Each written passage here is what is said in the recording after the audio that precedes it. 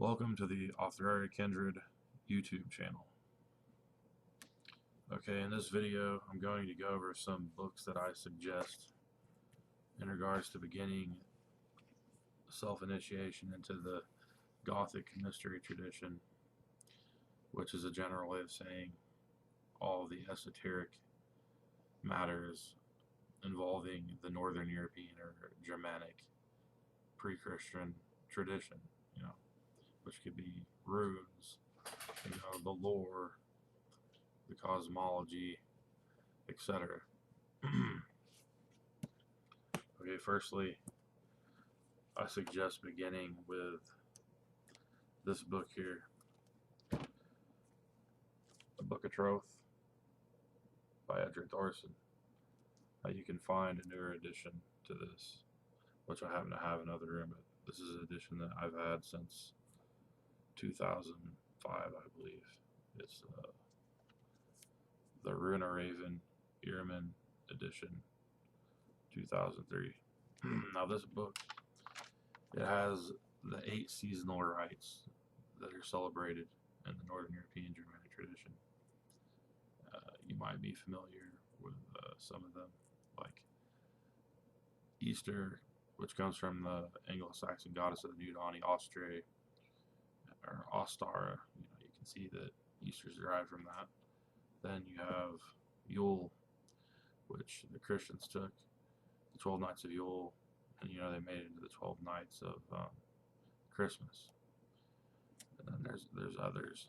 There's like the blessing of the Dienstide, which has to do with Tyr, and there's many others that I can mention here. See, the book, it has 30 chapters, but it goes into the tools and setting, everything you need to do these rites. It has workings of life tides, which are kind of like initiatory workings through phases of life. Has the kindred workings. It goes into the soul lore, rebirth, weird. You have the gods and goddesses, the holy year, which is that the bloats is what they're called, which means sacrifice. But that's the Old Norse way of saying it. And yeah, this book it really goes into it's not, the rituals aren't like too elaborate or like so ceremonial that it's going to be very complicated. You're going to have several people to do it necessarily. Like you can do this with a couple people, and it serves as like an excellent framework. It also has the symbol in here, which is a ritualistic type of feast where you can celebrate the ancestors, what they've done, what you plan to do, your accomplishments, things like that. It's also a great way of making connections and getting to know people, because everybody sits at the table and they're boasting of their accomplishments or what they intend to do. So it's a way to get to know each other, and also keep challenging your life and yourself, because if you're at the table with people and they're achieving things, then you have something to try to like measure yourself up against, or even draw inspiration from. So yeah, it's a good way to help with building the connections in the community between people, as well as honoring the ancestors, because not only do you call the gods and their qualities and praise those, you also bring up the names of the ancestors, and things they have done. So yeah, this book is definitely great. If you want to get into the whole community aspect of it all, working together spiritually, doing the rituals, I highly recommend this book. There's another one that I'm not going to go into a whole bunch, but you might want to follow up with this, is the Temple of Wotan.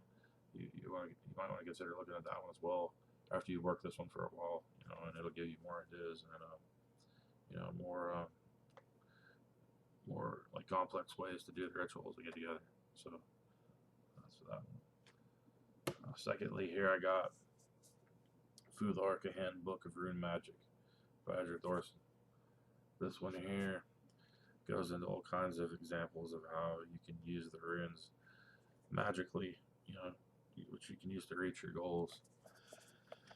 And otherwise, help yourself, help others, bless yourself, bless others, and it just has so many examples of how you can do that in here. It's definitely the book I would suggest in regards to the magical use of runes. Has definitions, origins of the runes, history of the runes, runic practices, the runic revival, traditional lore, and Asatru. Then it goes into all of the Elder Futhark runes. It also has pronunciation key, so it'll help you with that.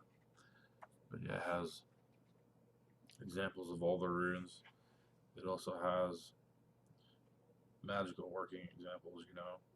It has the stoter, which is the posture you stand in, which looks like the runes. It helps you tap into the 3 runic streams of energy. And then it also has the galder, which is like the runic seed words or sounds that deal with each rune. So this is great. You take this book along with rune lore, which I'm going into next, and just meditate each day for like 10 minutes or so on each rune, the sounds and the meanings. You can absorb it. Another thing, this book also shows you how to do the hammer hauling, which is a runic ceremonial type of magic ritual where you sign the runes around your body astrally in a circle, and then you envision like this light beam that's circular coming this way and then one that way. Those of you familiar with the middle pillar ritual from the Golden Dawn, you'll kind of be able to relate to that somewhat. But yeah, the runes are around you in a circle. Rather than that, a circle of light, it's oval. This one from the side, you put your arms out. But what I do is I take my wand and I'll sign the runes out, vibrate each name around the circle. Then I'll face each direction and I'll say the name of the direction with the rune, and then I'll see it as attaching to me. And I'll go to each direction, and then I'll visualize each one spinning in these different directions, and it creates this whole vortex of energy around me. It's like a purification ritual or a hollowing ritual that you can use before any meditations or any kind of spiritual work you're doing. And you can use it at the bloats, or the symbols, your individual rituals and workings as well. So that's a great thing to start working with. That's going to help you develop your visualization, everything, and it helps you banish all the negative forces and energies, that would disrupt your work, or what they call the Vey, the holy place where you're going to do the work. But yeah, this one definitely, if you're trying to get the runes, how they're magically used, you got to get a copy of this book. This one's great. Alright, now going into rune lore, the magic history and hidden codes of the runes by Edric Thorson. This one here, it goes into examples of rune stones and just objective source material dealing with the runes that you can draw upon. But then again, it has also the meanings of the runes, further elaborated on that you can go with. And it also goes into the cosmology, the creation of the 9 worlds and all that. Elemental elements in the Northern European tradition. It has an Yggdrasil tree that represents the universe. It has like all kinds of detailed information on that as well. You see right here. And it also goes into the soul lore, runic psychology. It has runic and Jungian psychology. It goes into the 3 functions, how the gods relate to the 3 classes, their functions and powers. It goes into that. The 3 holy functions. Yeah, this one, you definitely want to combine this one with Futhark to get at the runes and their esoteric meanings. So, I highly suggest that one. Now I come to this one, Runecaster's Handbook by Edric Thorson. Well, this is going to show you how to use the runes in divination. A lot of people have worked with tarot. Once you connect with the runes, you can just pull just one rune out, and it's going to put things in perspective. You ask it a question, quickly. It's not going to be as long drawn out as tarot. I do it, and I have to say it works well. You can make your own runes. This book goes into how to do it. You can cut them and stain them with your own blood as well. But yeah, this book is great for getting into runic divination.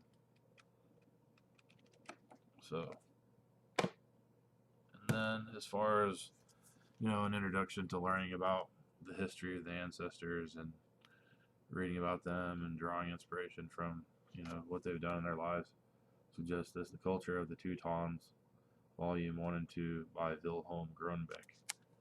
So here it's written at a college level, like academically. However, I don't see like footnotes or anything in here, but yeah, this is one that you should definitely read, before you go out into reading like the sagas and all that other stuff. It says, Culture of the Teutons, Volume 1 by Wilhelm Grunbeck, Professor of the History in the University of Copenhagen, Humphrey Milford, Oxford University Press, London. So, see. Yeah, and then it has, Volume 1. The chapters are Frith, Honor the soul of the clan, Luck. Luck is the life of the clan, the world, life and the soul, the art of life, the soul of man. The soul of man is the soul of the clan, birth, death, or mortality, the needing. That's a pole that's used for cursing. The realm of the unhappy dead, the structure of the clan, genealogy.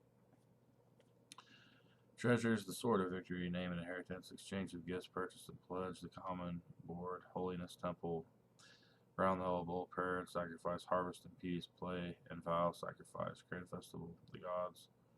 And other pieces, it says essay on ritual drama, fighting the demon, creation, symbolism of sacrificial place, Voluspa, clan gods and ritual gods, the dramas and history of the clan. And that goes onward. Yeah, that's a great one, to start with, as far as like learning about the history and things like that. Okay, now when you're using the Book of Troth, you're going to have sources for the Lord or read out the rituals. This is one that I suggest, the Poetic Edda. Here. Translated by Liam Hollander. This one has the Old Norse as well as the English, I believe. No, maybe not. No, this one doesn't. No, but it has everything broken down into verses. It has the mythologies. So you're definitely going to need that. Not only learn about the lore and the mythologies, but using the rituals to read aloud. This one I've had since I think 2006 or so. It's the Eddas, The Keys to the Mysteries of the North by James Allen Chisholm. It was a limited edition from it was called Illuminati Books. It was like a short-lived publisher. But this book, yeah, this one does. It has like on the left side it'll have it in Old Norse, down on the right it'll have each verse in English, and yeah, it has all the elder Edda stuff, which was in the previous book, but I believe this has some stuff that's not in that one. And it also has commentaries at the end of each Eddic lay, which is helpful, to understand more the esotericism and the symbolic meaning behind it. This one here got water spilled on it somehow, so it's kind of hard to turn the pages. But yeah, definitely with that. Another one I didn't grab off the bookshelf, but I'll mention it briefly, is the Prose Edda. You'll want that as well. It goes into more of the mythologies.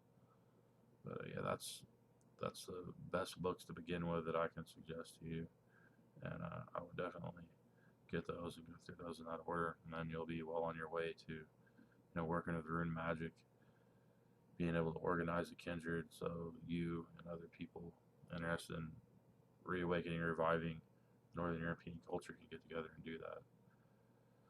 Now, if you're wanting more information, go to othrarikindred.com. That's OTHROERIKINDRED.com, and there's a contact page you can contact on there, and you can get more of your questions answered, and we can help you with other learning resources and materials, and help you organizing a kindred, getting your group together to do these esoteric Germanic practices and rituals. With that, thanks for watching. Like, subscribe, share my videos. Maybe you can help reach other people interested in these subjects. Until next time, thanks for watching.